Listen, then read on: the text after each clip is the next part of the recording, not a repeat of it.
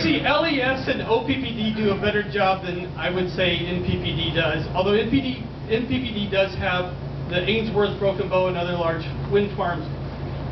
I hear from them weekly complaining from their distribution center in Doniphan about how unreliable wind is and how they hate it because it doesn't have the same consistency that Gerald Ginman Power Plant does out at Sutherland or Fort Calhoun does with.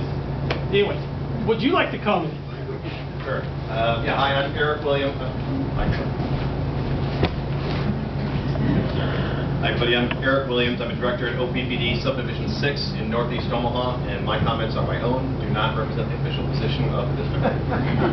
But 3 new directors were elected this year, and I think the fundamental new concept that we're seeing at the leadership at OPPD is that the new energy economy and the transition to clean energy is not a threat to the stability of our utility, but it's an opportunity, and the greatest economic opportunity that we have seen probably in any of our lifetimes. So wind energy, solar, electric vehicles, battery storage, those are all opportunities for economic development.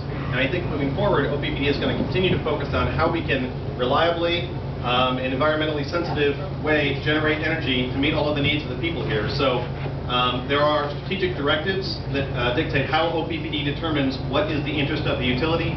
Last year, SD 7 was updated to reflect a decrease in carbon intensity. That's reanalyzed each year to determine whether or not we're meeting that goal and if we need to improve that goal. So if you have any comments about environmental sensitivity at OPPD, there's a senior management and board contact form on the website. I've got it on my laptop right here. I can show you in a second. But go ahead and click those boxes and send that contact, your opinion to us. And I promise we do read them and we respond. And looking forward, I think you're going to see an increased level of focus on understanding the carbon emissions and the impacts that that has, and recognizing that the best time to take action on climate change was 30 years ago. And the second best time is now. And so as we look forward, the 2 largest segments right there are transportation and electricity. And keep in mind that the first step should be to electrify everything, and the second step should be to decarbonize the electric grid. And then more than 50% of all of the emissions that you see on that graph could be replaced by clean generated electricity. And so looking forward, I think the utility is going to continually do this as not a threat, not an unreliable power source, but as an opportunity to solve multiple problems simultaneously and develop new energy economic opportunities here in Nebraska. So again, that's my position. I think the other new directors are in a similar position, and if you have questions, feel free to get in touch. Thanks. Thank you very much. Sure. Yeah, just as a follow-up on that, it seems like the inconsistency is not so much the generation, but storing the power that's generated so it can be used another time.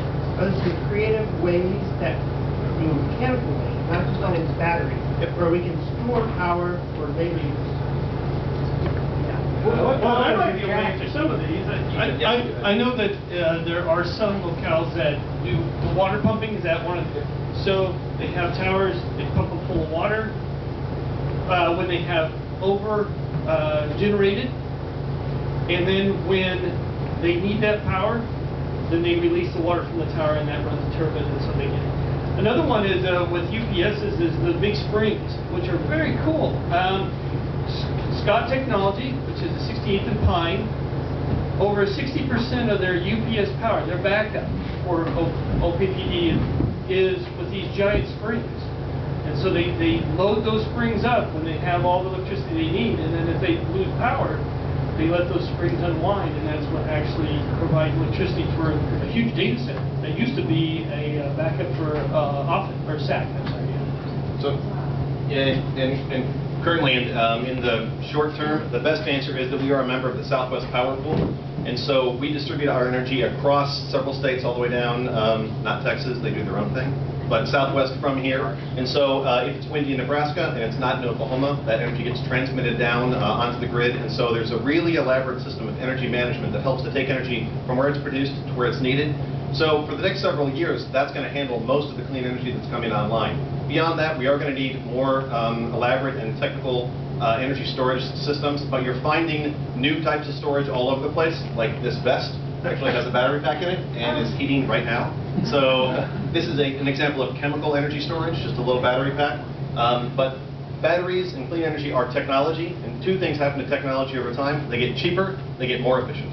And so over the next several years, I think you'll see a lot more focus on both clean energy generation and then ways to store and manage our energy use more effectively. Smart metering is a great way to help send economic signals that we'd like you to adjust your behavior just slightly. Participate in the smart thermostat program, charge your electric vehicle at night, make other small changes that can have a big aggregate impact in the utility. So I think for the next several years, those are going to be the primary ways that we allow more clean energy to come online, is by smart use of the energy and then transmitting it over the Southwest Power Pool and grid. And beyond that, you know, more batteries, more creative answers in the future, I think will really handle a lot of that. Okay.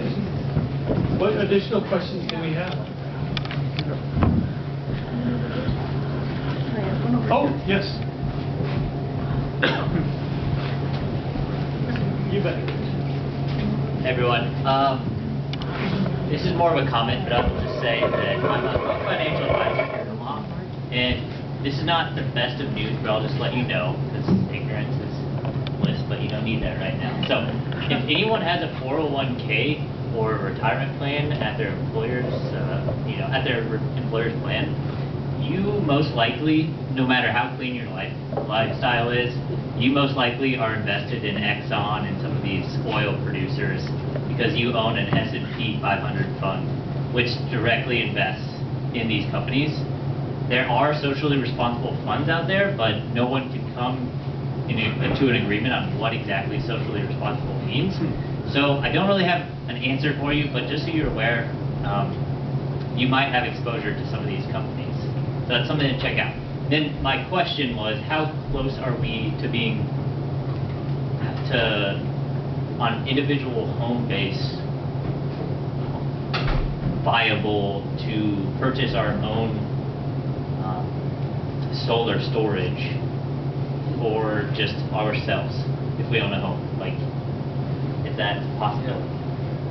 Yes, and I'm going to probably punt to you because I've been out of the loop for a little. Or the net metering folks. Sorry, the answer? Yeah. So, are you familiar with the 509 and Yeah. Okay. So when we passed our legislation, you could, as a homeowner, purchase solar panels, wind generation, or micro hydro. It had to be a renewable source, up to 25 kW nameplate. What that means is you can generate more than that, but you won't have the protection of the law in order to get paid back for any excess that you generate. That's what that means. And we talked about, somebody talked about earlier, methane generation. Oh, yes, the lady over here talked about methane being generated on a...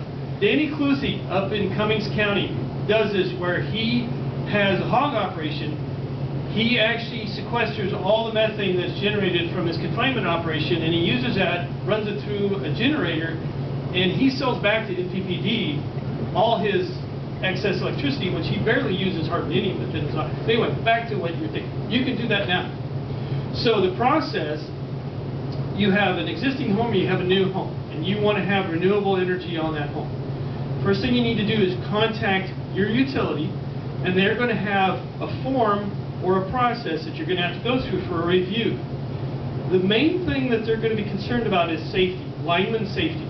So when you design your system, and there are commercial entities in the state that will come in and be a contractor for you to install and to build out, design, and install this system. One of the big things is an automatic disconnect, such that when electricity drops out in the grid, that your house becomes isolated so you don't feed back in and electrocute a lineman who's trying to repair something. Am I on? Yeah, okay. That's the main thing that the law really requires you have. But you can hire somebody to do this, and you can do it up to 25 kW and get reimbursed at what is called, it's not wholesale, but it's... cost of production. Cost of production, which is what, 3.5, 4 cents a kilowatt? 3.5 or 4. Yeah. So you would get paid back if you do that excess, and it's on a monthly? Yep. On a monthly. If you generate more in a month than you consume, you get paid back actually that month. It'd be a credit on your bill. So you could do this now. What's an average consumption? You say 25 kW. What- 20 kW is the consumption, is it 19, 20 kW is roughly, Yeah, there's a slight difference in terms here. 25 kilowatts is the amount of power that you would consume at any one particular time. right, Kilowatt hours Hours is how much energy you would consume over a period of time. So a 25 kilowatt system would be a very, very large system for a house. Maybe more like 4. I have 3 on mine. You guys, anybody else have solar? How many? 5. Okay, so that's probably, so the 25 kilowatt limit is much more than you need. Kilowatt hours over the course of a month or a year kind of depends on how much you use, but about 5 kilowatt of production power would probably generate most of the electricity you would use throughout the year in terms of kilowatt hours. And again, it depends on your use and all kinds of other things. But you can, there's a couple here. Anybody else have solar? Sorry, just the 2. Okay, there's 2 people here who have solar at our houses right now, and we'd be glad to answer questions about that specifically. Again, it varies a lot by your location. Does your system power your house? Like, for good? It makes about 90% of the electricity we use in the house. Then I got an electric car, so it makes about half of the power we use between the house and the car. And so, again, it varies a lot based on usage. If you do something like put a car onto your house. how do you store that? I do not store anything, no battery. So it's you're net just metering. doing pure grid, you're doing pure net metering then? Yep. Okay, so he's using the grid as his storage. And similar to the Southwest Power Pool for utilities, I would say that the grid is probably the best answer for a home to balance your energy between day and night and, day and the next day. Over the course of a month, it's going to be pretty normalized, and you're going to have a pretty level amount of energy compared to what you're going to consume. And so the grid will be a great way to balance your production with your use over the course of any particular month. So the current net metering law is really great for homes. Businesses and large-scale solar, No. a little bit different, but for homes, current net metering, really great. Yeah, and there's a difference between when you do net metering and living off the grid. Those are completely different things. When you live off the grid, then you have to store what excess you generate during the day, for instance in solar, or during windy times if you have a wind engine. And then it gets more complicated because storage is not very efficient. I want to say it runs at peak 50% as storage. Very expensive. And deep cycle marine batteries are expensive, and they off-gas hydrogen, which can be an explosive hazard if you don't do all sorts of ventilation. So the grid is absolutely the best way to store. Basically, you're pushing out what you... Okay, I'm sorry. No. Thank you very much. This has been a great presentation. Thank you. And the questions have been fabulous. And I'm sure that there will be more discussion here, but I think Irvin Abbey does want to close at 8. Is that right? Yeah. So thanks everybody for coming.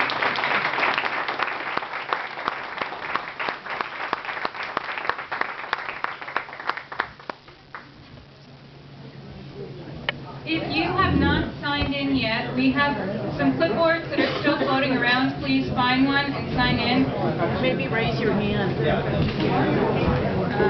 And if you are interested in learning more about the legislative bills that are in the unicameral this year, check out the OTOC website, and we have a few handouts if anybody